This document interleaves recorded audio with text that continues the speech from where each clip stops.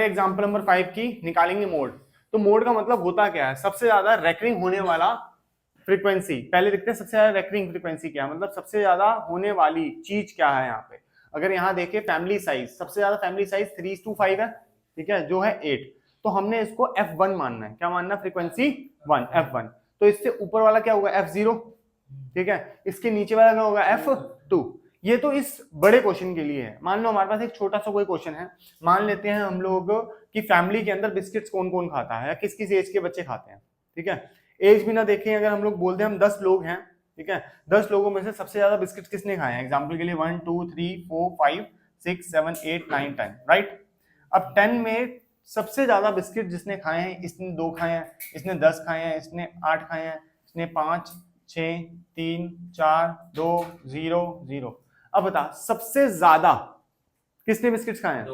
दो, ठीक है भाई। जो सेकंड पर्सन है, एग्जांपल के लिए यहां से अगर सेकंड जो पर्सन आ रहा है उसने सबसे ज्यादा बिस्किट्स खाए हैं, तो इस केस में मोड निकालना इज वेरी इजी, ठीक है। लेकिन जब हमारे पास क्लास इंटरवल आता है, उस केस के लिए हम लोगों को एक छोटा सा फॉर्मूला चाहिए। देखो फॉर्मूला आप लोग देखोगे तो आपको लगेगा सर ये छोटा तो बिल्कुल नहीं है, ठीक है, आएगा वहां पे, आ रहा है, ठीक है।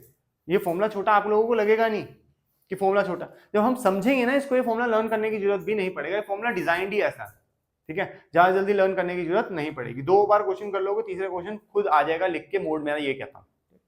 करना क्या है, क्वेश्चन हमारे पास सिंपल वाला ऐसे वाला नहीं है, फिर क्लास इंटरवल वाला है, ठीक है, जिसमें फैमिली साइज दे रखा है। 1 से 3 बंदे रहते हैं, 3 से 5 लोगों वाली फैमिली, 5 से 7, 7 से 9, 9 से 11 लोगों वाली फैमिली। इसके अंदर अगर हम लोग देखें तो लोग कितने हैं, इंटरवल कितना है इनका बीच का, गैप कितना है इन दोनों के बीच में? 2 का गैप है, ठीक है, जिसे हम लोग बचपन से बोलते हुए हैं हाइट। क्या बोलते हैं उसको हम? हाइट। तो इसकी हाइट कितनी है? 2, ठीक है। तो हम लोग ना गिवन लिखते जाएंगे, ठीक है, क्योंकि उस फॉर्मूला के लिए जो जो चीजें चाहिए मैं आप लोगों को वो सिखाऊंगा और गिवन लिखूंगा और कहानी खत्म। मोड बहुत ज्यादा मुश्किल है ही नहीं। मीन के अंदर सबसे ज्यादा कैलकुलेशन है, सबसे ज्यादा कैलकुलेशन एरर होते ही मीन में है। यहाँ पे कैलकुलेशन एरर ज्यादा जल्दी नहीं होते। अच्छा, बात करते हैं हम लोग फॉर्मूले की। तो फॉर्मूला कहता है mode is equal to L, lower limit. Sir किसकी लोअर लिमिट? लोअर लिमिट बच्चे आपने जो सी फ्रीक्वेंसी चूज करी है जिसके अंदर सबसे ज्यादा फ्रीक्वेंसी है, ठीक है, सबसे ज्यादा रेकरिंग है, जो सबसे ज्यादा फ्रीक्वेंसी है उसकी लोअर लिमिट, ठीक है। तो लोअर लिमिट क्या आ गई आपकी? 3, ठीक हो। जो आपने फ्रीक्वेंसी लिया है उसको F1 लेंगे, उसके ऊपर वाली फ्रीक्वेंसी F0, उसके नीचे वाली फ्रीक्वेंसी F2, ठीक है, यहां तक। इसके बाद 0 होगी, F1 होगी, F2 होगी, हाइट क्या हो गई? 2। इसको एक बार ध्यान से देखो, इसमें कोई दिक्कत परेशानी, और अगर कोई परेशानी है तो मुझे बताओ। जल्दी देखो, देखो जल्दी देखो।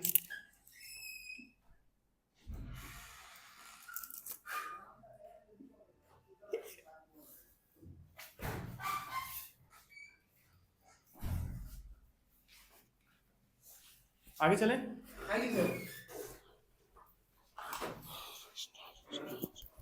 चलो फिर अभी इसके अंदर F1 F2 हाइट ये सब चीज आ गई हमारे पास, ठीक है। अच्छा, अब हम लोगों ने बस क्या करना है, फॉर्मूला ये पुट करना और आंसर आ जाना हमारा, ठीक है। बहुत ज्यादा सिंपल है ये, कोई कैलकुलेशन नहीं, कोई कुछ नहीं, बस एक बार ध्यान से देख लेना है क्या हो रहा है, ठीक है। Formula mode is equal to lower limit plus F1 minus F0 upon 2F1 minus F0 minus F2 into height. Clear है? चले आगे, ठीक है।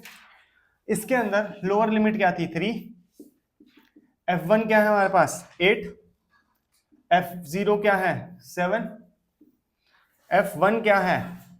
2 इंटू 8 माइनस F0 बता रचित? 7। F2 कितना है? 2। हाइट कितनी है?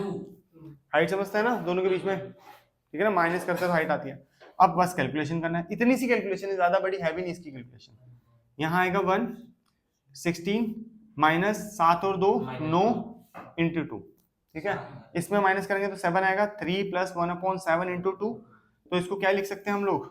3 प्लस 2 अपॉन, ठीक है, एलसीएम लेंगे 7 3 21 प्लस 2 अपॉन 7 कितना है? 23 अपॉन 7, ठीक है, ठीक है। इसके आंसर चेक करो एक बार। हाँ आ सकता है, ये पॉइंट वाला ही आएगा, ठीक है। कितना आंसर है?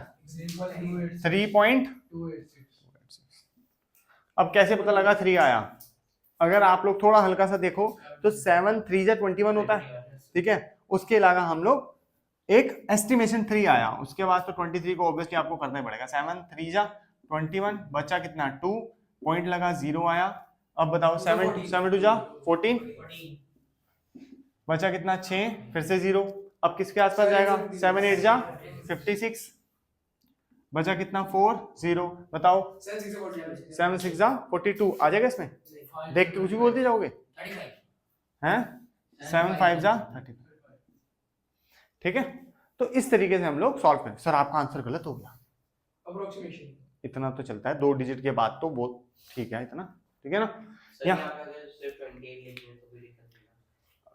ठीक है 28 भी ले सकता है, कोई इतनी प्रॉब्लम नहीं है। 2 डिजिट 3 डिजिट तक देख, साइंस में तो 2 डिजिट तक एग्जेप्ट, कोई दिक्कत नहीं है, एक्सेप्टेबल है, कोई प्रॉब्लम नहीं है। मैथमेटिक्स में एक बढ़ा दे, वैसे 2 डिजिट तक यहाँ पे भी चल जाता है, कोई प्रॉब्लम नहीं है। लेकिन हम लोग ना मैथ्स में चाहते हैं कि थोड़ा सा और आगे चेक करे जाके कि कहीं और तो आंसर नहीं आ रहा कोई, ठीक है, और कोई ज्यादा प्रॉब्लम इसमें होती नहीं है।